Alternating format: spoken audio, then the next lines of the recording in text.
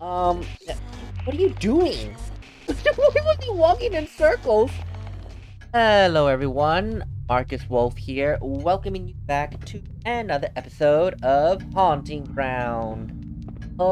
There is a. This episode is gonna be slightly different, only because we suffered some somewhat catastrophic technical difficulties.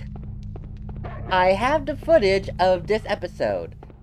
However, the audio, my vocals, my talking decided to just not record, which is very odd because this is the first time in 2 years that I've been using my capture card that this happened. Like, the legit first time.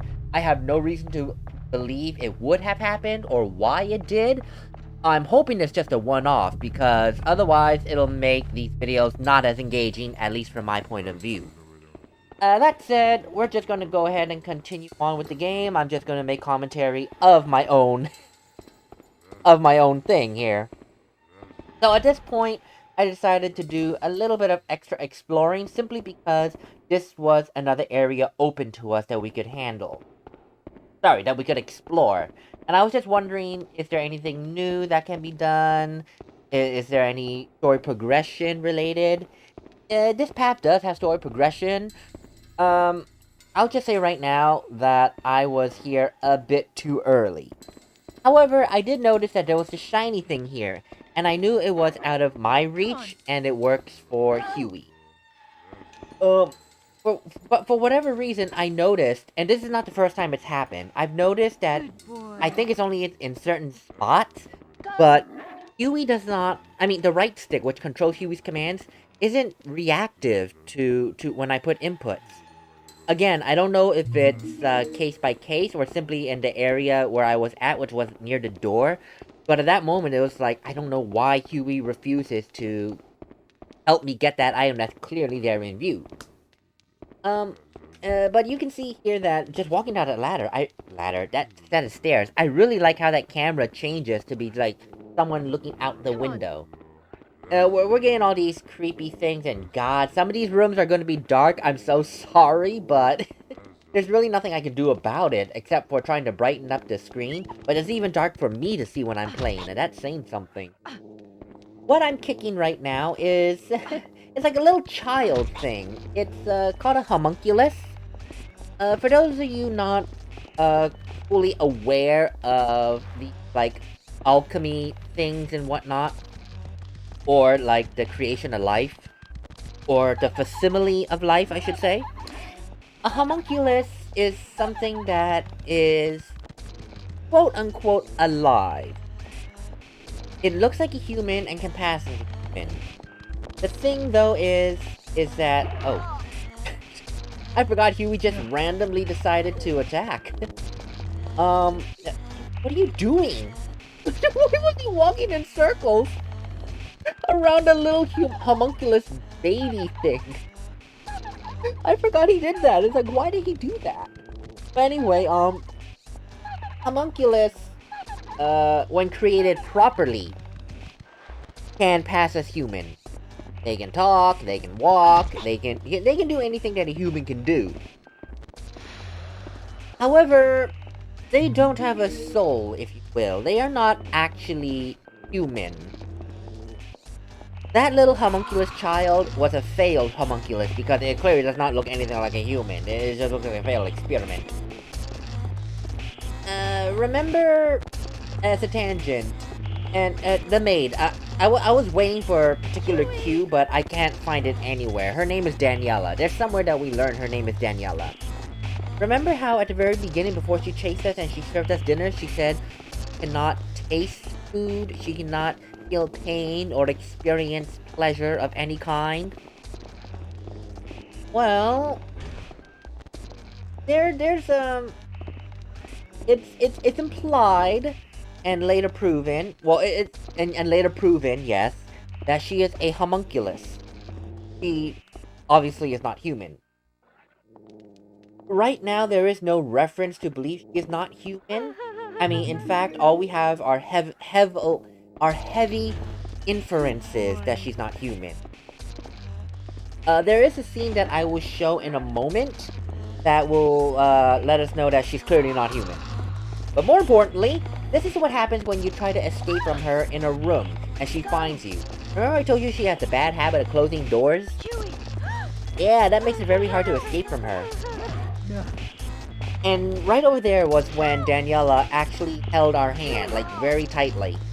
If you do not have Huey in the room, or you don't have Huey save you quickly, that becomes an instant death.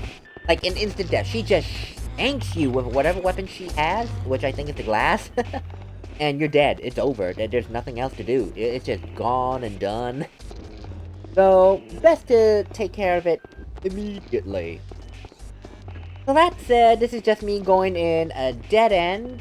We're gonna be dealing with this particular area very soon. However, there's no point.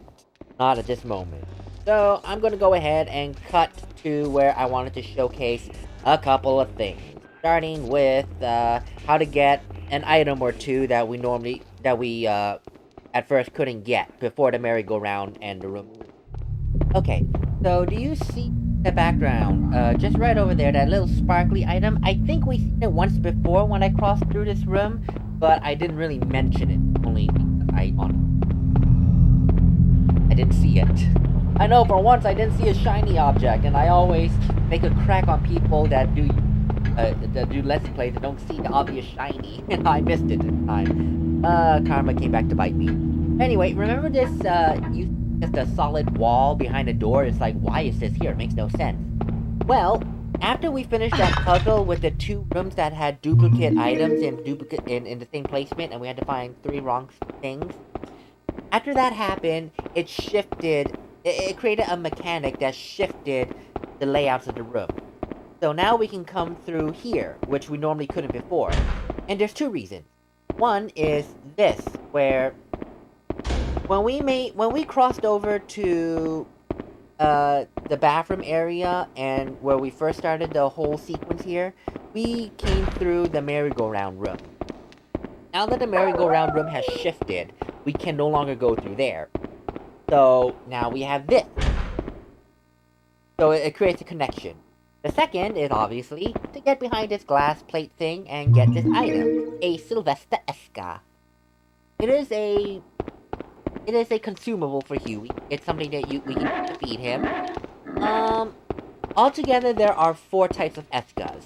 Esca, Sylvester Esca, Magna Esca, and Benenum Esca. I'm a bit rusty on it, but I think Benenum Esca is harmful to Hugh. Like, it's just harmful to him. It will lose his stamina, and he will lose friendship points with you. The Magna Esca is a full heal, I believe, and the regular Esca is just a partial heal.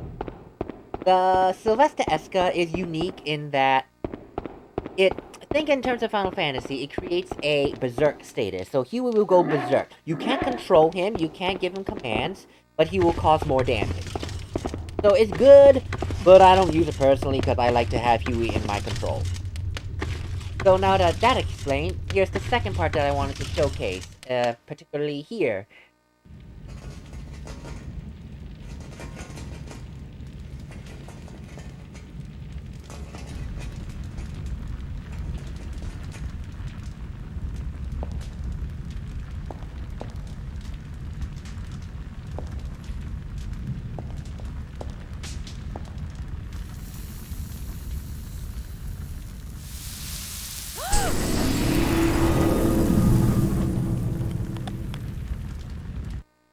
Yeah, did you see that? Her hand is literally on the fire. At that point, it is a 3rd degree burn. It is a very severe burn. She should be screaming in pain. No human can withstand that kind of pain. And I don't care how stoic or how high your threshold for pain is, no one can withstand that kind of pain without any sound or indication of pain. And she's just like, everything's fine. That's a humongous hint that she's not human. Hence, going back to earlier when I made the comments that she is a homunculus. She's not human. Clearly not human. And that point will be further elaborated on as we get into the game further on. what I like about Haunting Ground is it's kind of like Resident Evil. It doesn't. Okay, well, not exactly like Resident Evil. Scratch that. Haunting Ground does not give you all the details. I mean, as you progress through the game, you get through some cutscenes uh, that give you important story plot elements. But some of the things you're left to infer for yourself, and that inference is based on what particular scene that you manage to find. A good chunk of these scenes can be optional, and documents that you find along the way. Kind of like what Resident Evil did, actually, if now that I think about it. Not necessarily an optional cutscenes, but rather optional documents that you can like glean, like see the panic of the police officers during the Raccoon City incident, or have a little uh have a little bit of backstory about Chief Irons and who he is as a person, those kind of things. That's what Haunting Ground does, which I really do appreciate. That if you want to have a bit more of a background information, you have to actually go out of your way to do it. And again, the story does not suffer if you do not see those little pieces, but you get to learn these little bits and bobbles of each character, and I like how they approached it. Anyway, we're now back at the library, and there is a place that we can go in the library. It is tied to 3 specific books.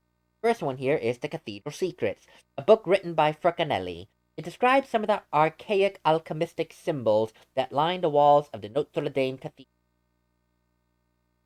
Uh, it's funny here because as I was in this library, I was actually talking about Harry Potter and the Sorcerer's Stone simply because I was making a tangent about the Philosopher's Earrings again. And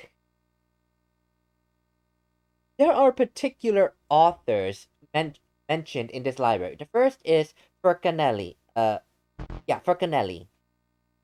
Um, my assumption is actually not assumption. I'm pretty certain that these people mentioned for these books are actually real people.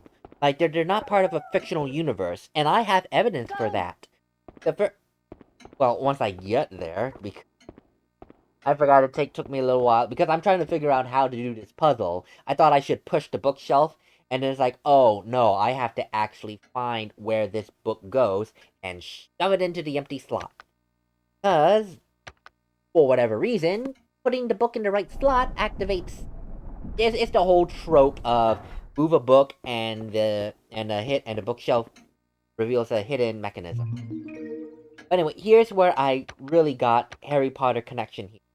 Wise Man's Craft, written by the great Nikolai Flamel. For anyone who has read Harry Potter or is a Harry Potter fan like I am, now I'm not diehard, but I am a Harry Potter fan. I remember so clearly the creator of the Sorcerer's Stone in Harry Potter is Nicholas Flamel. And here we are, the author of a book of alchemic practices? Allegorical hieroglyphs or whatever. Nikolai Flamel. Now, yes, this game came out after Harry Potter and the Sorcerer's Stone, so it could be easy to say that, oh, maybe this game decided, oh, let's just make a ripoff of J.K. Rowling's character, Nicholas Flamel, and say Nikolai Flamel. Yes.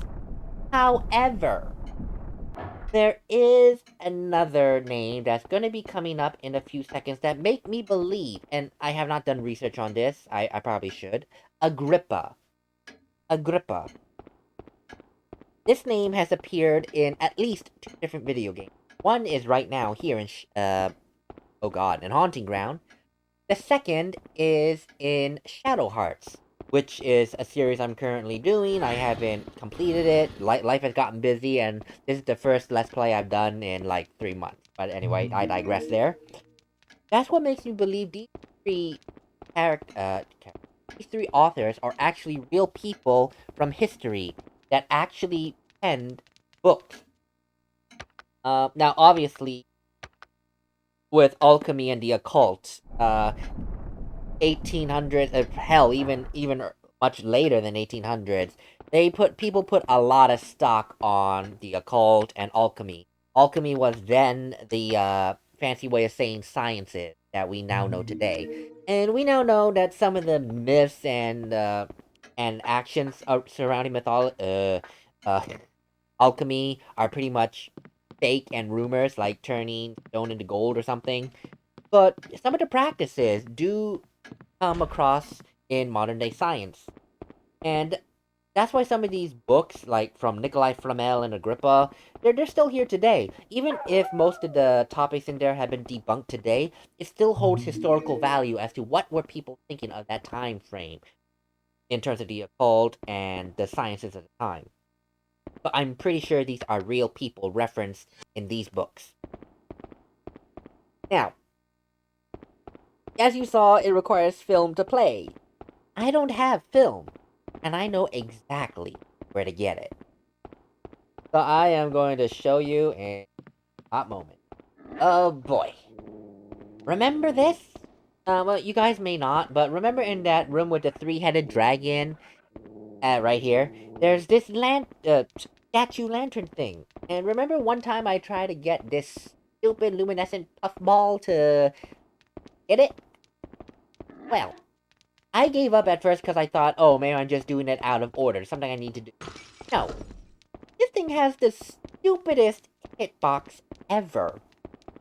You saw me go ring around the rosy around the statue at least once, and it's like, nah, I'm not gonna hit it. I had to ring around it a couple times for it to hit. I think it's a combination that this statue is kind of in a mix between foreground and background, that it's hard to aim it. As opposed to the very first time I encountered a lantern, and it's like, oh, so easy. Boom, it just ran into it. So I think it's the perception that made it very difficult to aim the fluff ball properly. But anyway, we now got the film reel, and guess what? We're cutting back to where the film, projector, screen, whatever is. Oh boy.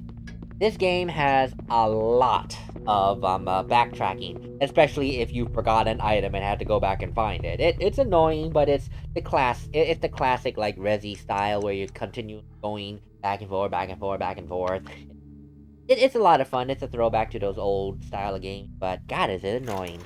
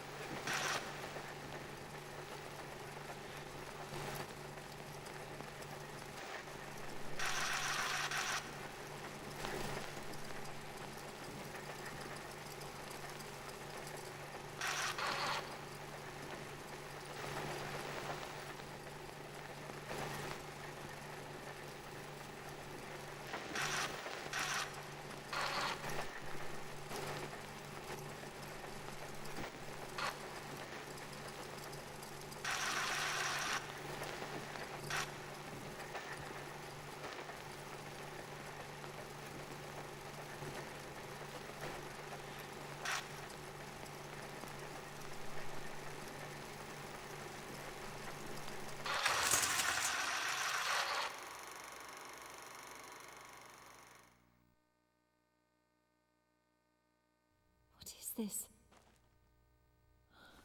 I was being filmed.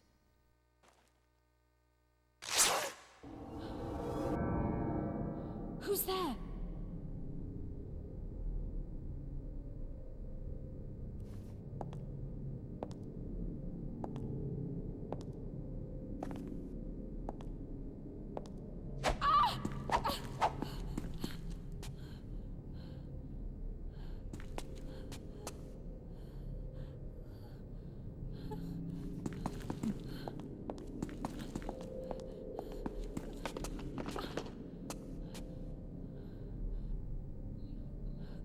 Why are you after me?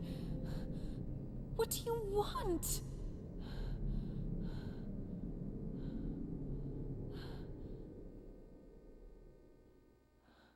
Azoth. Azoth? Azoth. Essence of life. Of life. Of woman. Woman.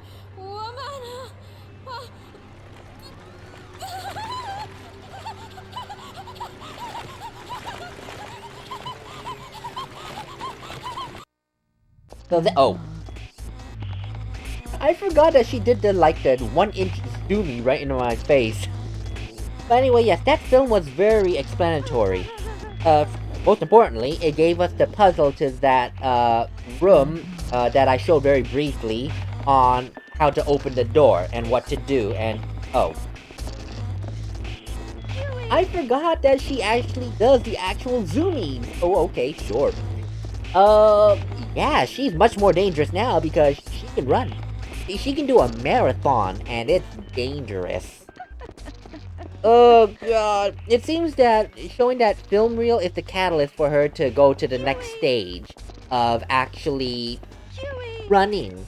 Oh, and I forgot to mention, when we did that scene with her back when she burned her hand, she now has the fire poker, which is significantly stronger than her piece of glass. So by activating that cutscene, which was optional, mind you, she now has a stronger weapon and is much more deadly. But anyway, that video showed a couple of things. One, someone has been watching Fiona this entire time, since she was kidnapped. Two, was that puzzle with the column on the water pipe thingy that I mentioned. And three, Daniela has revealed why she is chasing Fiona. Wants Azoth. He believes that Azoth is the essence of life, or in her case, the essence of woman, which for Daniela is to become a real woman. This isn't the first time we heard Azoth. The first couple of times we heard it, it was just in passing, so very easy to not think about it.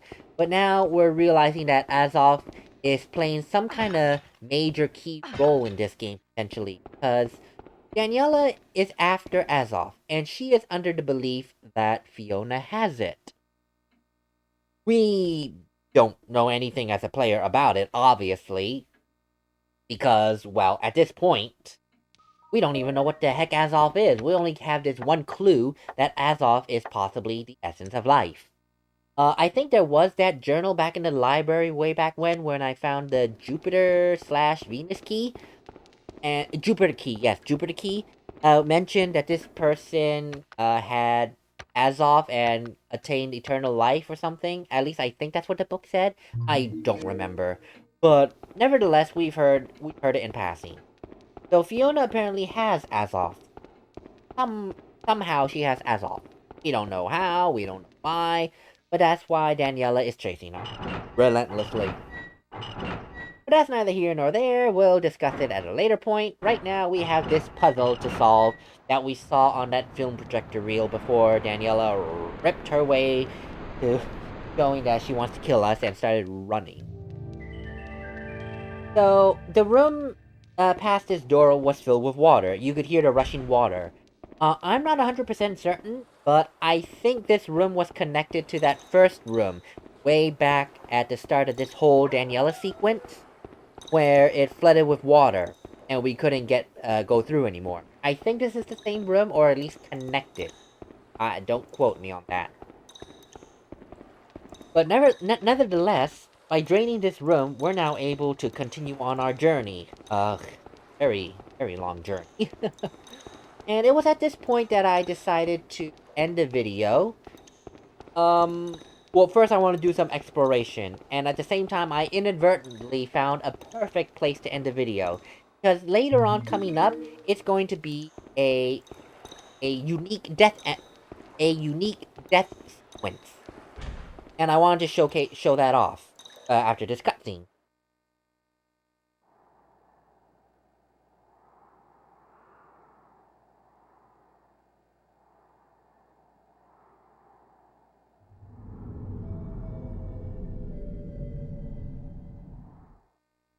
Yes, a very, threatening looking statue. Now, there is a, process you have to take, that we could do right now, technically, to cross safely. I'm not doing it because I want to showcase the death, and I want to end the episode. So, if you do, this is the classic 3 strikes and you're out. You do the wrong move 3 times, Fiona dies. Right now, the statue is activating a crossbow. That will kill us. And I'm gonna leave you guys to watch this wonderful death scene. So that said, thank you so much for watching. Thank you for bearing with me on this technical difficulty. I hope it doesn't happen again, but if it does, it does. I'll just work with it. I'll see you guys on the next episode. Later.